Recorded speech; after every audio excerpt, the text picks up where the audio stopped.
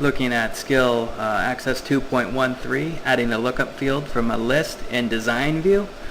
Basically what a lookup field is it puts limitations on what values can be used for a particular field. Now we're looking here at the students table in design view. What we have is we have a gender field. Now if I go to datasheet view, I can go in here and say John Doe is a male, or I could say John Doe is a man, and then put in Jack Doe and say he's a male. Now the problem with this is if I were to search my database and try to return all of the males, I wouldn't see John Doe because he's listed his gender as a man instead of male. Now what I can do is add a lookup field to this field so that I only get to select certain values. I'm going to switch over to the design view. On the gender tab, I'm going to click on the data type. I'm going to come down to lookup wizard. It's going to walk me through how to set this up. Now you can give it values yourself, or you can have it pull values from another table or a query.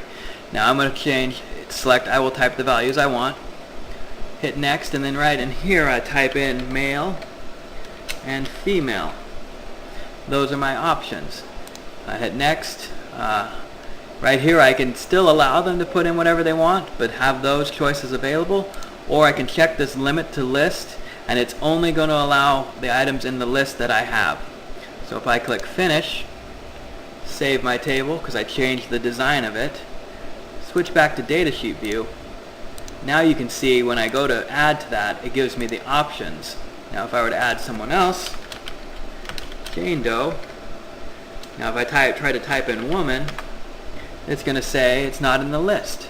Do you want to edit the items in the list? I'm going to say no, and I'm going to go ahead and select female. That's a way to keep the integrity of the database.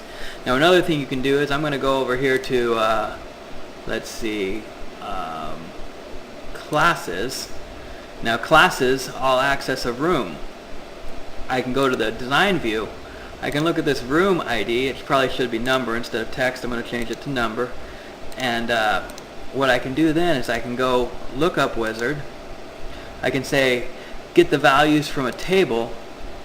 I can select my rooms table and then put the ID in from that, and I could sort it by ID. I guess that would be a good idea. Next, finish. Now I only have one ID. It wants me to save it. Okay, I changed the data type. I did a lot of different things there. But now when I go to view it, now if I were to add another class, CIS 125, OL2, let's say, term, teacher. Now when I go to select the room, I only have the rooms that are available. I can't make up rooms. That's a good way to keep, like I said, your data organized, to keep integrity in your table so that you can only select the IDs or the text that you want to use. So that is adding a lookup field from a list in design view. Your last code word here is going to be leg, L-E-G-E, or L-E-G. And that is the last lesson here for the week for Access Chapter 2.